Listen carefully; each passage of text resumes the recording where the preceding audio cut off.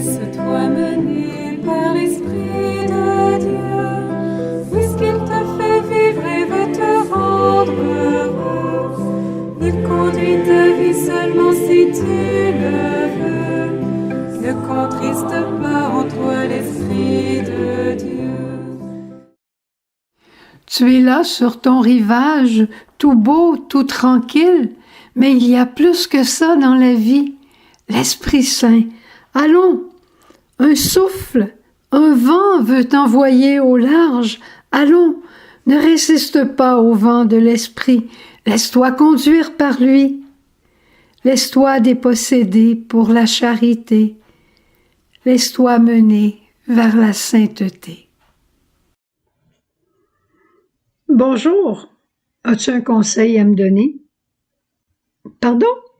On va continuer la neuvaine? Très bien. Alors, on va continuer la neuvaine parce que j'espère que hier, tu as vraiment reçu le don de conseil.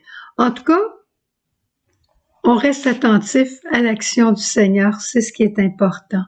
Puis on continue de le demander chaque jour. Il y a peut-être des journées qui sont plus éclatantes que d'autres, mais tu vas voir à chaque jour, le Seigneur passe quand on fait nos petits efforts. Aujourd'hui, le 6e jour, on va demander le don de crainte. Pas d'avoir peur, le don de crainte filiale.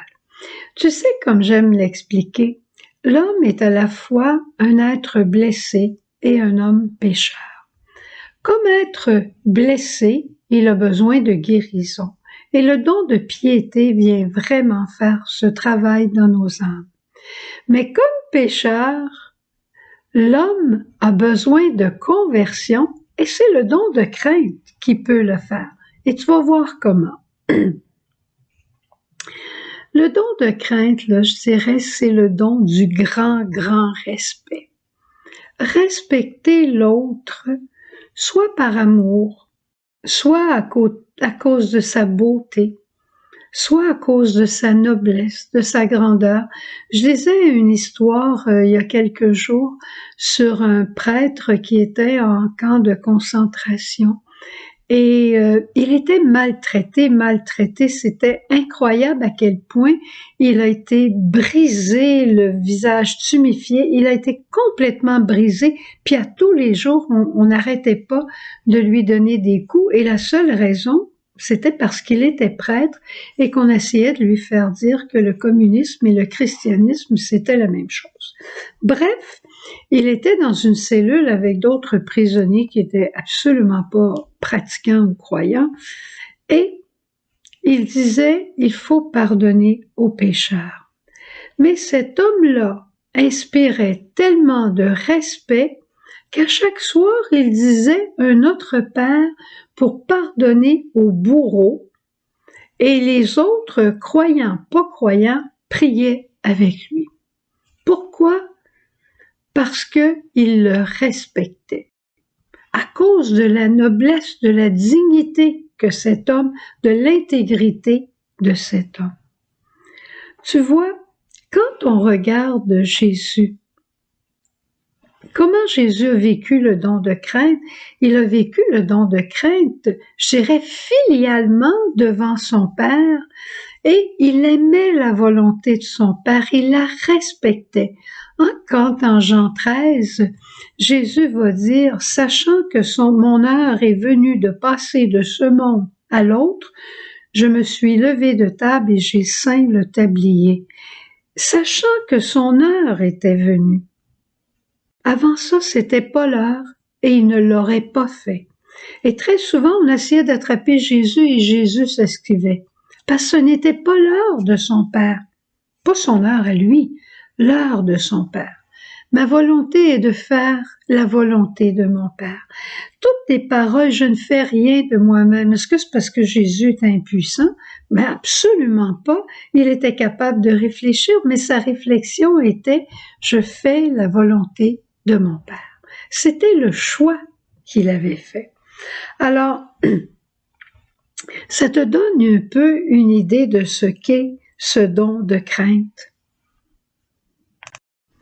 J'aime aussi me rappeler comment, quand il y a eu la pêche miraculeuse, je crois que c'est à ce moment-là, mais je peux me tromper, ou après la tempête apaisée, quand Jésus est tombé à genoux devant Jésus, quand Pierre est tombé à genoux devant Jésus et qu'il a dit éloigne-toi de moi, je ne suis qu'un pécheur.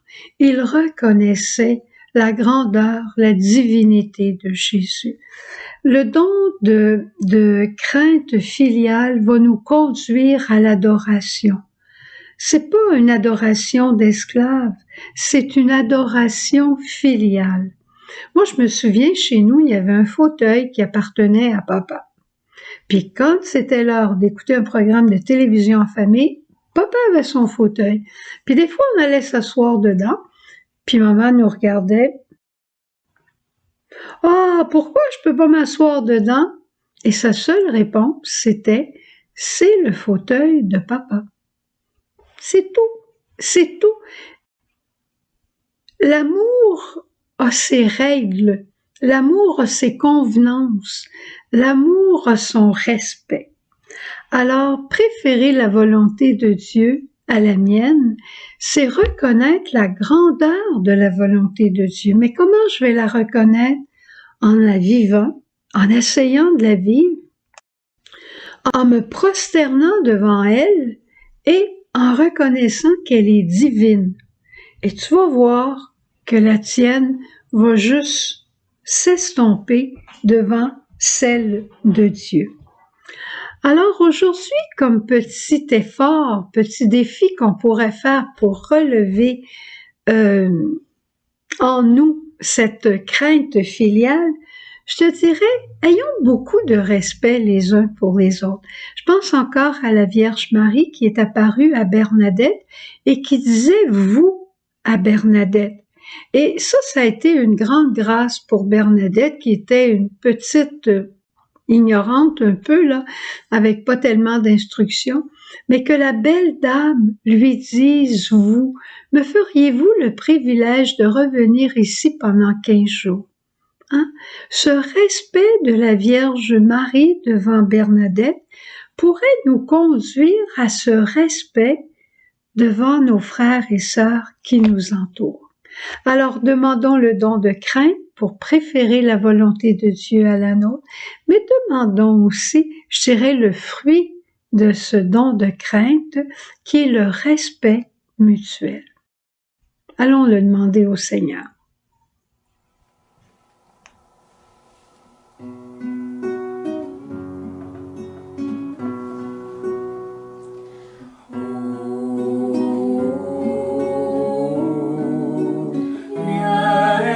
Saint, viens Esprit Saint.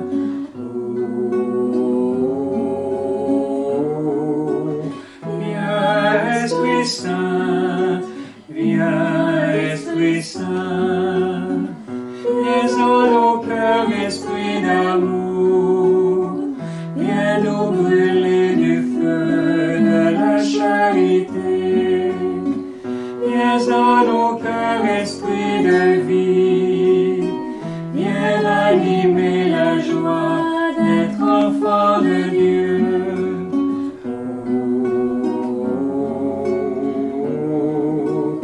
Viens Esprit Saint, viens Esprit Saint.